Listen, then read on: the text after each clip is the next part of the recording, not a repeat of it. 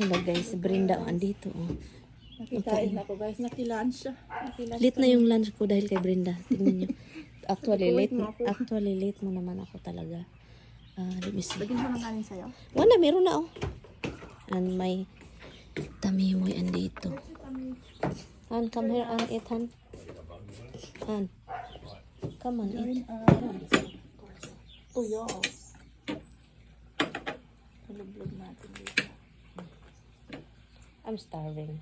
Yeah, when I get starving, I get... It's Misty, okay, Han?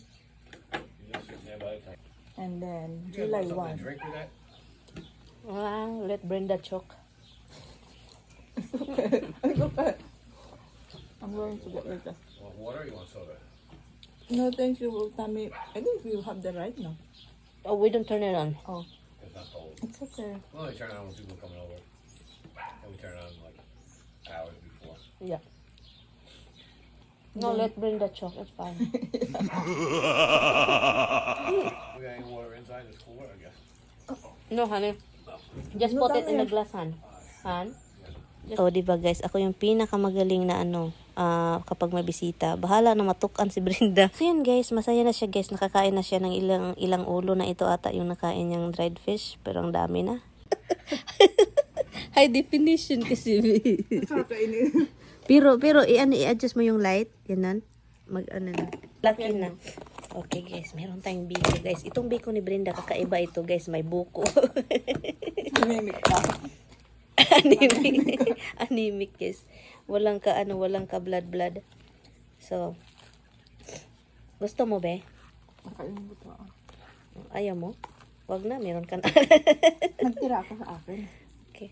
Kain ka na para sa isip ko. Wag na. Hindi nga alam mo Ala dito, ba? kakainin mo din. Wala eh. May dried fish. Okay lang yan. Matamis-tamis, maparat-parat. So, okay na yan. So, dinalhan niya ako ng biko kasi nagbiko daw siya, guys. Nasanin ko siya ng biko, tapos nag-request ng tayo. May kapalit. Kapalit agad. May kapalit yan palagi. Sinauli lang na. Nauli lang yung ano. Handcart. Hindi man yun handcart. May tawag yan yung tami. Guys, grabe yun. Kung ano ito ka ng... Hindi man ito biko. Kung ano ito yung... butong. Kanin na may nyog. Kanin na may duko.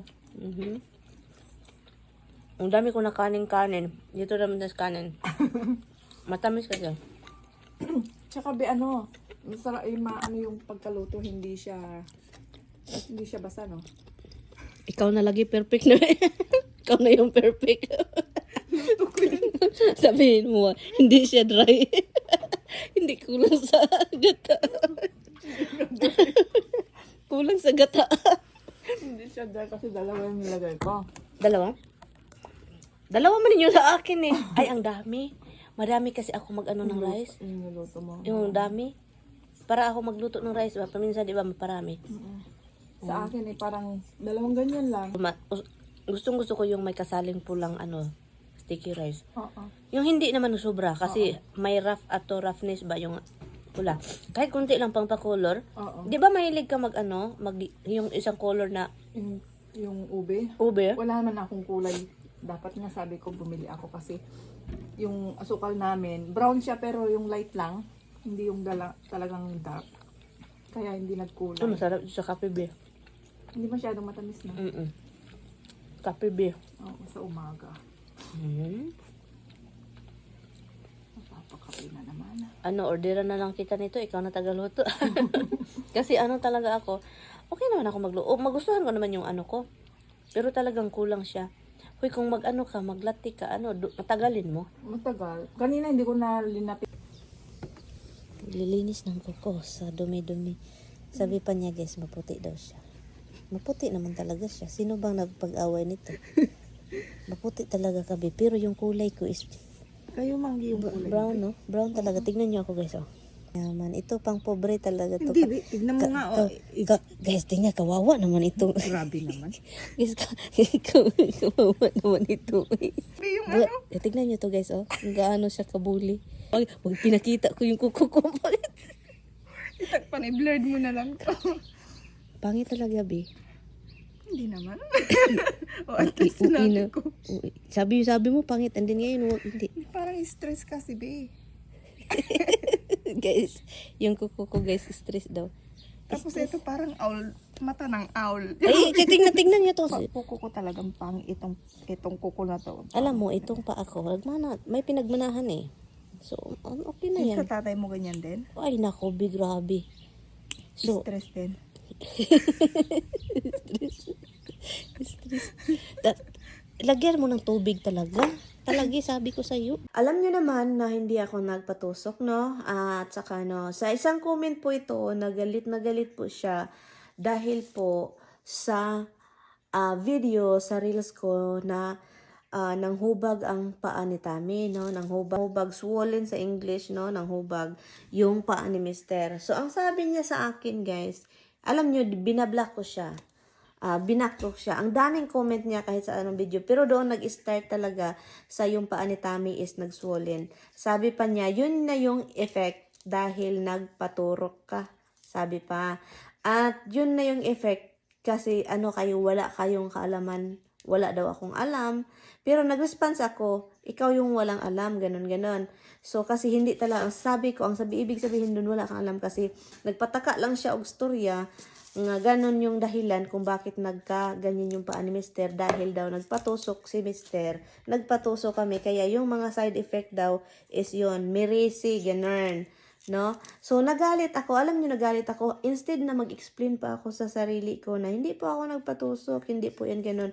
Alam niyo, instead na nagalit ako guys dahil yung mga salita niyang ganun na ganun na effect na yan, mama, hindi na daw magtagal kasi may marami pang mga ramdaman, ganon. Ang naisip ko, ang dami kasing nagpaturok, okay? Nakakasakit yung ganyan. Kahit alam ko man kung ano ang alam ko or ano yung pinanawalaan ko sa sarili ko, hindi ko sasabihin sa inyo na ganon. Nanggilat-iti ako ba kasi ang daming nagkapatusok, masasaktan yun sila. So, doon talaga ako nagalit sa kanya, guys, dahil sa mga sinasabi niya. And then, nagsunod-sunod na yon sa ibang video na naman, yung tungkol tungkol sa sunog sa Canada. At sabi niya, look, hindi ka nag-research, wala kang alam, gano'n, nagpataka lang daw kuno kong istorya. Meron naman akong something na naririnig about that, pero, hindi ko nasabihin, no? Kung mag-research kayo, malalaman mo talaga. Pero itong babaeng ito, ini-insist niya kung ano yung iniisip niya. Ako hindi ko naman tinatatak sa sarili, pinagsabi o tinatak ko sa sarili ninyo na ganyan yung paniniwala namin ni Mister. Hindi ko tinatak sa inyo yan kasi po, parang magkaiba naman tayo eh. Magkaiba, no? Magkaiba yung natin, paniniwala talaga natin. So, kaya doon lang. Ang daming nanonood ng mga taga-Pilipinas na nagpatusok, no? So, kaya ako baka masaktan pa itong iba, ganun. At saka, matatakot pa, no? Matatakot pa sa mga pinagsasabi niya. So, binablock ko siya, guys. Pero, nire-respondan ko siya. After that, binablock ko siya after nag-comment siya sa kabilang mga reels ko. Okay, may mga tao na gano'n, na kailangan nilang sabihin kung anong nalalaman nila. Pwede naman. Pero, wag mo akong pagsabihan na yung asawa ko is hindi na magtagal. Dahil sa mga effect. Hindi mo nga alam yung mga pinagsasabi mo eh. Hindi niya alam yung mga kung ano talagang sa amin, no? Dire-diretso lang siyang ganon. Iba talaga mga tao ba? Parang dire-diretso yung parang hindi na magtagal. Wala na yung asawa. Yung parang andyan pa yung asawa ko. Papatayin na ninyo dahil sa mga nyo, mga iniisip na mga iba dyan. Ganyan, malapit na yan. Kasi nagpa-utusok. Iba din utak nito eh. Ang daming matatakot. Ang daming matakot sa mga ganyan kasi ang daming turok. Madaming matakot. So yun, wag niyong idama yung At saka also, wag niyong yung asawa ko kasi hindi ninyo alam kung ano talaga yung nangyari dito sa pamamahay namin. Nakikita ninyo yung video pero hindi ninyo alam talaga ang buong ganap at anong utak namin at puso namin, no? So yun, kung sasabihin ninyo na malapit na yung asawa ko, oh my goodness, grabe naman kayo. So, paano yan kung ganyanin ko rin kayo? Anong maramdaman ninyo? No? Kahit hindi mo gusto yung isang tao, kahit hate na hate mo siyang makita or kausapin, pagsabihin na ninyo na mamatay yan, malipay, kayo kung mamatay na. Nga na, ikinasaya ko talaga kung mawala yung kigwa na yan. Ganon. Anong klase nyo? Hindi mo ba, hindi ba kayo, sa Pilipinas kasi pinalaki tayo na yung parang magsimba, kahit katoliko man, kung anong relihiyon, pinalaki tayo na kilala natin yung Panginoon. Wala kayong wala kayong, parang, hindi ninyo nakilala yung nasa taas, kahit konting lang sa inyo na, kahit konting keep sa sarili na kung ano yung naramdaman ninyo, i-keep ninyo at yung parang wag ninyo i-vocal na, ay, mamatay na yan kasi ganyan. Ay, nako, iwan ko na lang. But anyway, so yun lang siya. At naano lang ako kaninang umaga kasi na-block ko tuloy siya kasi ang daming nakabasa. Well, actually, hindi man madami. And din kami lang yung nag-reply and for sure maraming nakakita. Pero binablock ko siya kasi hindi lang ako yung ang daming, hindi ako nagpaturok, hindi ako naapektuhan sa mga ganyang mga sinasabi niya, pero naapektuhan ako para sa aking ibang viewers na kasi naalam ko na ang dami sa inyo pong nagpatusok. Huwag na nating pa kung anong mga kaganapan kung bakit nagkaganon, no? Hindi natin alam yung mga effect, ganun. So, iwan ko. So, yun lang siya, guys. Na lang ako, naaburido yung uto ko kasi yung ibang tao talaga, diri-diritsong magsalita. Hindi na magtagal daw, tigok na yan, madali. Kasi ganun, side effect. Kasi talagang hindi kayo mag-research, bobo kayo. Magganon ba, magsalitang ganyan, sobrang ninyo, iwan ko na lang.